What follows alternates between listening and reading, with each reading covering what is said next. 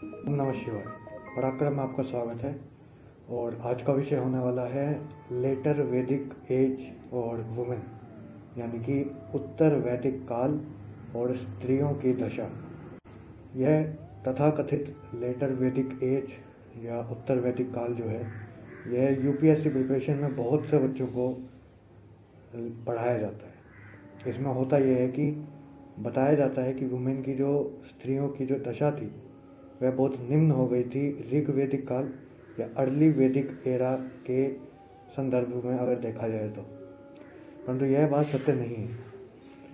और लेटर वैदिक एज जो है उसके अगर हम स्रोत देखें तो वो हमें मिलेंगे बाद के 3 वेद, ऋग्वेद को छोड़ के, और कुछ उपनिषद, कुछ ब्राह्मण और कुछ ऐत्रेय भी। तो इन सब को अगर देखा जाए तो हम आज अपना ध्यान केंद्रित करेंगे यजुर्वेद और अथर्ववेद पर। इन दोनों की सहायता से हम जानेंगे कि कैसे ये जो प्रपंच हमारे यूपीएससी प्रिपरेशन जो एक तरफ से बिल्कुल ही एंटी हिंदू हो चुकी है, इसका ये जो प्रपंच है इसको हम तोड़ने की कोशिश करेंगे। तो ऐसा क्यों किया इन्होंने, इसका सिंपल सा एक उत्तर ये है कि इन्होंने ये दिखाना था कि किसी भी तरह जो स्त्रियां थी, जो हमारे भारतवर्ष में स्त्रियों का दर्जा था, वो केवल बाहरी ताकतों के आने के बाद कम नहीं हुआ, बल्कि वो पहले से ही कम होता आया, ताकि हमारा जो आक्रोश है आक्रांताओं के प्रति, इन्वेडिंग फोर्सेस के प्रति, वह कम हो सके।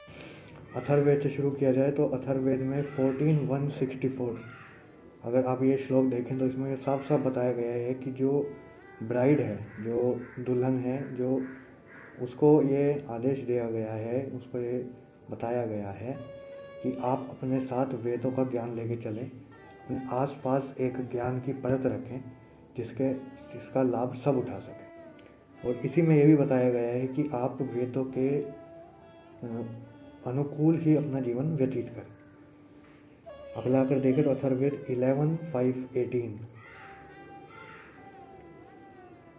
इसमें यह बताया गया है कि जो बालिकाएं हैं, जो अविवाहित स्त्री हैं, जिनको हम गर्ल्स कह सकते हैं, उनको ये बताया गया है कि उनको स्वयं को एक स्कॉलर्स की तरह ट्रेन करना है, मतलब एक विद्वती बनना है उन्हें।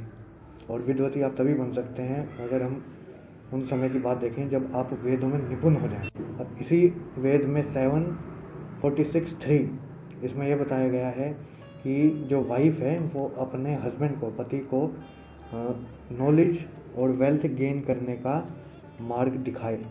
यह जो आदेश या जो भी आप कह सकते हैं, ये केवल एक स्त्री को दिया गया है, ना कि और किसी को। अथर्ववेद में ही 1:14-3 अगर ये श्लोक देखें 1.14.3 तो इसमें यह बताया गया है कि जो दुल्हा है उसको ये बताया गया कि ये जो आपकी दुल्हन है ये आपको आपके कष्टों से उभार सकती है, और यह आपको आपकी पूरे परिवार की रक्षा भी करेगी। ऐसे अनेकों श्लोक हैं अथर्ववेद में जिनको आप स्क्रीन पर देख सकते हैं। अब थोड़ा सा चलते हैं यजुर्वेद की तरफ। क्या यजुर्वेद में भी ऐसा कुछ है या नहीं है? यजुर्वेद में अगर हम देखें तो हमें पता चलता है 17.45 ये जो श्लोक है, इसमें यह स्पष्ट किया हुआ है कि जो विमेन है उनको मार्शल आर्ट और वॉरफेयर में ट्रेनिंग लेनी आवश्यक है। ऐसा क्यों है ये भी इसी श्लोक में बताया गया है। ऐसा इसलिए है क्योंकि उनके इस कार्य से वो अपने शत्रुओं को मार सकते हैं, उनका विनाश कर सकते हैं, और जो हमारा समाज है उसे शुद्ध करने में सहायता कर सकते हैं। तो अभी तक हमने देखा कि ना तो स्त्रियों को वेद की शिक्षा लेने से कोई रोका गया था, ये हमने देखा अथर्ववेद में। अगर यजुर्वेद में हम देखें तो हम जान पाएंगे कि उनको वॉरफेयर और मार्शल आर्ट ट्रेनिंग लेने से भी नहीं रोका गया है। यह साफ होता है यजुर्वेद 17.45 से। तो हम देख पाएंगे कि यजुर्वेद में जो 20.9 श्लोक है, 20.9, तो इसमें यह बताया गया कि स्त्री और पुरुष इन दोनों का समान अधिकार है राजा बनने के लिए, राजा या रानी बनने के लिए इनका समान अधिकार है। यजुर्वेद में ही अगर हम 16.44 देखें तो उसमें स्पष्ट किया गया है कि there should be a women army, एक स्त्रियों की सेना होनी चाहिए। और स्त्रियों की सेना तभी हो सकती है जब स्त्रियां सैन्य प्रशिक्षण प्राप्त करेंगी। और यजुर्वेद में ही 10.26 यानी कि 10.26 इसको हम देखें तो ये बताया गया है कि जो राजा है अगर उसकी पत्नी है तो वह अपने राजनीतिक ज्ञान का लाभ दूसरों को भी दे और राजा के समेत अन्य लोगों को भी उसकी राजनीतिक ज्ञान का लाभ प्राप्त हो। यह यजुर्वेद 10.26 में लिखा हुआ है। पोजीशन ऑफ वुमेन कैसे दिखाई गई है तो इसमें बताया गया है। अगर हम देखें historydiscussion.net से मैंने ये लिया है। आप देख सकेंगे कि पोजीशन ऑफ वुमेन में लिखा हुआ है कि they were deprived of their right to upanayan ceremony. ये लिखा हुआ है हमने लेटर वैदिक एज में। इसको हम तोड़ते हैं। सबसे पहले हम देखेंगे इसके लिए हमने ये लिया है the educational heritage of ancient India से।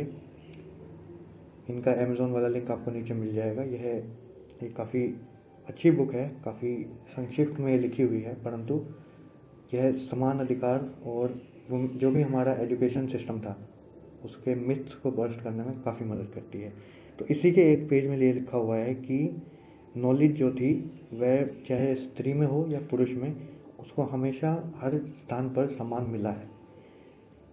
और इसमें यह बताया गया आगे कि ऋग्वेद में ऐसे बहुत से छंद हैं, ऐसे बहुत से श्लोक हैं जिनको स्त्रियों ने लिखा है, जिनका नाम हो सकता है जैसे लोपामुद्रा, अपाला, उर्वशी और निवावरी। ये सब कुछ स्त्रियों के नाम हैं जिन्होंने ऋग्वेद पर काम किया है। इसके बाद अगर देखा जाए तो ये बताते हैं कि रामायण में जो कौशल्या माता थी उन्होंने एक यज्ञ किया था स्वयं से, बिना किसी की सहायता का मतलब है कि राजा दशरथ की सहायता के बिना उन्होंने एक यज्ञ किया था जो राम जी का जब अपॉइंटमेंट हुआ था उत्तराधिकार के रूप में। तो इन सबसे हमें पता चलता है कि जो उपनयन सेरेमनी है वो किसी की नहीं रुकी थी और उपनयन सेरेमनी के पश्चात ही आप एक गुरुकुल में प्रवेश कर सकते हैं। इसका एक और जो अच्छा उदाहरण यह है कि जो आदि शंकराचार्य का डिबेट हुआ था मंदना मिश्रा जी के साथ, जो उनमें जो उस डिबेट का एम्पायर थे या थी वो थी उभया भारती, मिश्रा जी की पत्नी, और वह एक विद्वती थी। अब आप ये स्वयं समझ सकते हैं कि दो पुरुषों का जो शास्त्रार्थ हो रहा था उसमें एक जज थी, एक स्त्री, और जो कि स्वयं उनकी पत्नी थी, जिनमें से एक के साथ उनका डिबेट चल रहा था। तो आप समझ सकते हैं कि उपनयन सेरेमनी वेदों का ज्ञान लेने के लिए एंशिएंट टाइम्स तक में कोई रोक रकाम नहीं था। हरित धर्मसूत्र और यह है यजुर्वेद का। इसमें वुमेन के दो कैटेगरी बताए गए हैं। इसमें बताया गया है कि एक जो फर्स्ट टाइप ऑफ वुमेन है उसमें ये बताया गया है कि वो है ब्रह्मवादिनी। प्रथम श्रेणी है वुमेन की ब्रह्मवादिनी, और ब्रह्मवादिनी का जो अर्थ है वो है जो अपना संपूर्ण जीवन वैदिक नॉलेज, वैदिक ज्ञान और ब्रह्म को समझने में व्यतीत करते, उन्हें कहते हैं ब्रह्मवादिनी। चलता है कि जो दूसरी श्रेणी है वो है उनके लिए जो वेदों का ज्ञान लेते हैं केवल अपने विवाह के समय तक। अब ये जो है आप देख पाएंगे स्क्रीन पे, यह है बायजूस से लिया हुआ, ये भी लेटर वैदिक एरा के लिए है, यूपीएससी नोट्स है। तो इसमें अगर हम राइट साइड में देखें तो लिखा हुआ है कि women were restricted from their participation in society by being relegated to subordinate and docile rules. परंतु हमने वीडियो में देखा कि यजुर्वेद में साफ लिखा हुआ है कि जो स्त्रियां हैं, जो विद्वती हैं, जैसे राजा की पत्नी हो गई जो विद्वती है, उनको अपने राजनीतिक ज्ञान देने का अधिकार था संपूर्ण सभा को, संपूर्ण प्रजा को। ना सिर्फ इतना, अगर हम देखें डोसाइल रूल्स के बारे में, जो कि स्पष्ट होता है कि अपने घर में सीमित रहें, ऐसा भी नहीं था, क्योंकि यजुर्वेद में भी एक प्रावधान है कि एक नारी सेना होनी चाहिए। तो ये सब था यजुर्वेद, अथर्ववेद और आदि शंकराचार्य जी के संदर्भ में भी हमने देखा कि स्त्रियों को वैदिक शिक्षा, मार्शल आर्ट ट्रेनिंग और युद्ध अभ्यास करने के लिए कोई प्रतिबंध नहीं था। यह जानने वाली बात है कि ऐसा क्यों किया गया, ये भी हमने आपको वीडियो के आरंभ में स्पष्ट कर दिया था। तो आप इन सब का संज्ञान लें, स्वयं अध्ययन करें। आपको स्क्रीन पर काफ़ी कोर्स दिख गए होंगे, काफ़ी श्लोक भी दिख गए होंगे, तो आप स्वयं इनका अध्ययन करें स्वयं, और सच को पहचानिए। केवल किसी एग्ज़ाम की प्रिपरेशन करने से आप अपने धर्म को नहीं छोड़ सकते। आपको अपने धर्म की महानता पर गर्व होना चाहिए। हर हर महादेव।